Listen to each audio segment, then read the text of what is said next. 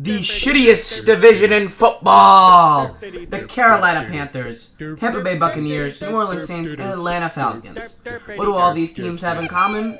Well, they're all below 500, and although the Panthers are fucking poverty, the other three, sitting at 6 and 7, are all tied for the division lead.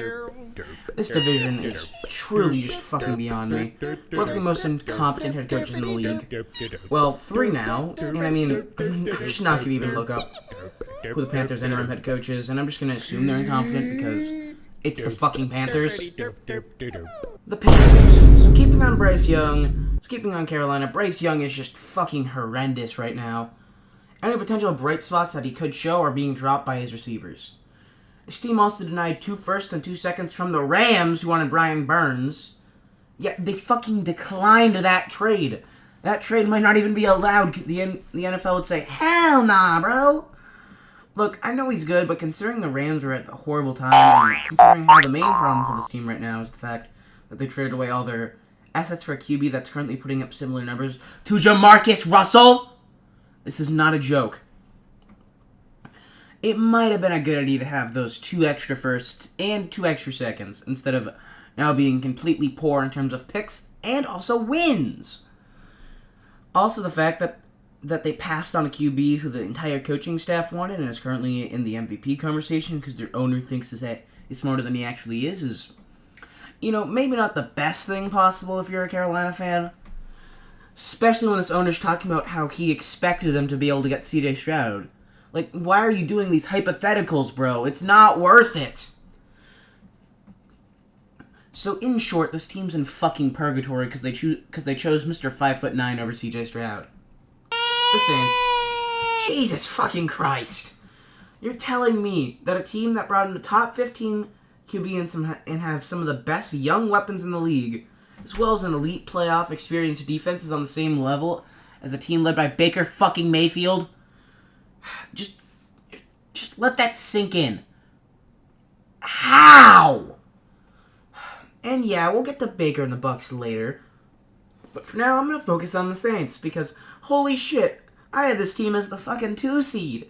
Yeah, this is mainly because of how shitty their schedule was, but, I mean, 13-4. I had them at 13-4 this year. Like, I know I've made some really bad football takes, but thank God I did not record that one. And, yeah. So, from 13-4, what I thought they'd be, now they're lucky to be over 500 comes the year's end. What the hell? Like, it physically pains me to rip Carr to shreds. And, I mean, I thought this was going to be his revenge season. That he'd be able to prove that he ended up being the new Stafford to LA, and that he'd prove all of his haters wrong. And that it was actually the Raiders holding him back his whole career. I mean, with that defense, all the offense needed to do to win at least 11 games this year was have an average offense. So what they do? They got more incompetent despite not having Andy Dalton. There's been a lot of Derek Carr hate, and I've always been defending him, but Jesus Christ, yeah, he's not good at football, bro. I can't physically take watching Carr throw one more check down to Kamara on 3rd and 9.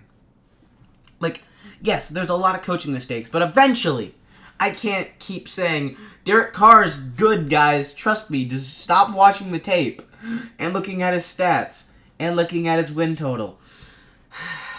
This team's genuinely going to put me in cardiac arrest, and I'm not even a fucking Saints fan. I'm sorry for your loss, Saints fans. Atlanta Falcons. Arthur. I loved your philosophy of just saying fuck it and running the ball down the other team's throat, and I actually supported the draft pick of Bijan, unlike most people, because just how of a generational player he is. I personally thought he was the best running back prospect since Adrian Peterson, and I still stand by that. But here's a crazy fact. You need to actually use the generational players for their talent to be shown. Who would have fucking thought?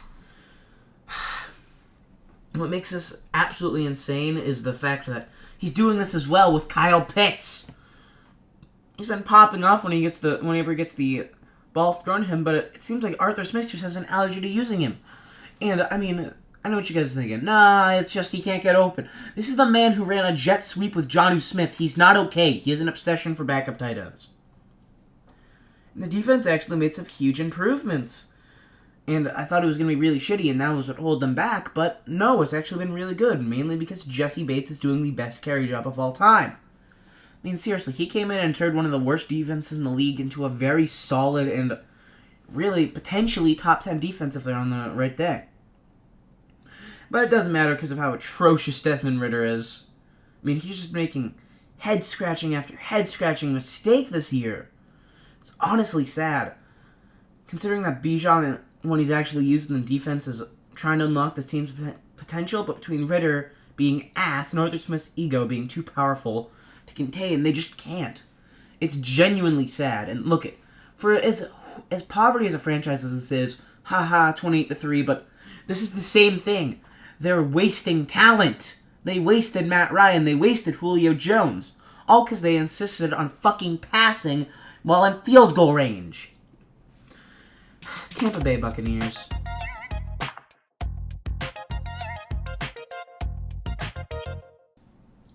You know, for all the negativity that this video's had, I'm actually going to take a more positive spin in this last segment. Kind of. Todd Bowles is still absolutely incompetent. Keeping him is definitely a massive mistake, but Baker!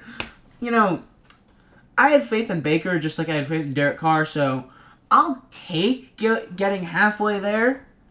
But Baker's actually playing very solidly, and he's quietly earning himself a lot of money in the offseason.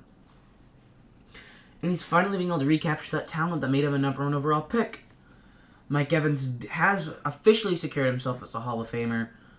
And in a season where you expect to bottom out, you're actually competing for a playoff spot. Given it's only because you're in tank division, but I mean, it's good news nevertheless. But now here comes the difficult part. Do you stick with Mr. Cheesecake Factory himself?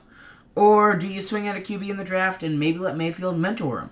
It definitely depends if they win the division or not, because if you guys do eventually have your wild card exit, then there isn't going to be any top QBs available, fortunately.